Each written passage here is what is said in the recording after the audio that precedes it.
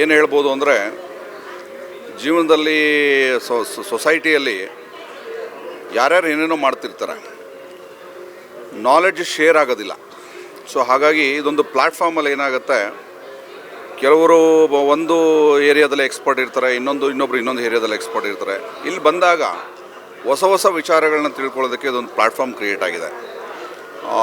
ವೈದ್ಯಕೀಯ ರಂಗದಲ್ಲಿರ್ಬೋದು, ಕೃಷಿ ರಂಗದಲ್ಲಿರ್ಬೋದು, ಮತ್ತು ಟೆಕ್ನಾಲಜಿ ಇರ್ಬೋದು, ಆಮೇಲೆ ಸ್ಟಾರ್ಟಪ್ಸು, ಹೊಸ ಹೊಸ ಉದ್ಯಮಗಳು ಸ್ಟಾರ್ಟ್ ಮಾಡೋದ್ರ ಬಗ್ಗೆ ಟೆಕ್ನಾಲಜಿ ಏನಿದೆ, ಅದಕ್ಕೆ ಫೈನಾನ್ಸಸ್ ಹೇಗೆ ಆರ್ಗನೈಸ್ ಆಗ್ಬೋದು.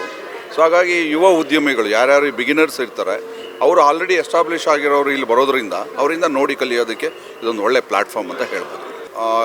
ಏನು ಹೇಳ್ಬೋದು ಅಂದರೆ ಜೀವನದಲ್ಲಿ ಸೊಸೈಟಿಯಲ್ಲಿ ಯಾರ್ಯಾರು ಏನೇನೋ ಮಾಡ್ತಿರ್ತಾರೆ, ನಾಲೆಡ್ಜ್ ಶೇರ್ ಆಗೋದಿಲ್ಲ. ಸೊ ಹಾಗಾಗಿ ಇದೊಂದು ಪ್ಲ್ಯಾಟ್ಫಾರ್ಮಲ್ಲಿ ಏನಾಗುತ್ತೆ, ಕೆಲವರು ಒಂದು ಏರಿಯಾದಲ್ಲಿ ಎಕ್ಸ್ಪರ್ಟ್ ಇರ್ತಾರೆ, ಇನ್ನೊಬ್ಬರು ಇನ್ನೊಂದು ಏರಿಯಾದಲ್ಲಿ ಎಕ್ಸ್ಪರ್ಟ್ ಇರ್ತಾರೆ. ಇಲ್ಲಿ ಬಂದಾಗ ಹೊಸ ಹೊಸ ವಿಚಾರಗಳನ್ನ ತಿಳ್ಕೊಳ್ಳೋದಕ್ಕೆ ಇದೊಂದು ಪ್ಲ್ಯಾಟ್ಫಾರ್ಮ್ ಕ್ರಿಯೇಟ್ ಆಗಿದೆ.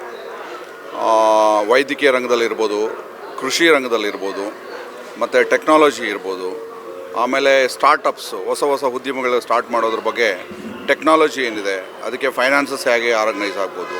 ಸೊ ಹಾಗಾಗಿ ಯುವ ಉದ್ಯಮಿಗಳು ಯಾರ್ಯಾರು ಬಿಗಿನರ್ಸ್ ಇರ್ತಾರೆ, ಅವರು ಆಲ್ರೆಡಿ ಎಸ್ಟಾಬ್ಲಿಷ್ ಆಗಿರೋರು ಇಲ್ಲಿ ಬರೋದ್ರಿಂದ ಅವರಿಂದ ನೋಡಿ ಕಲಿಯೋದಕ್ಕೆ ಇದೊಂದು ಒಳ್ಳೆ ಪ್ಲ್ಯಾಟ್ಫಾರ್ಮ್ ಅಂತ ಹೇಳ್ಬೋದು. ಬೆಂಗಳೂರಿನ ಸಮಗ್ರ ಸುದ್ದಿಗಾಗಿ ನೋಡಿ ಕರ್ನಾಟಕ ಟಿವಿ ಬೆಂಗಳೂರು.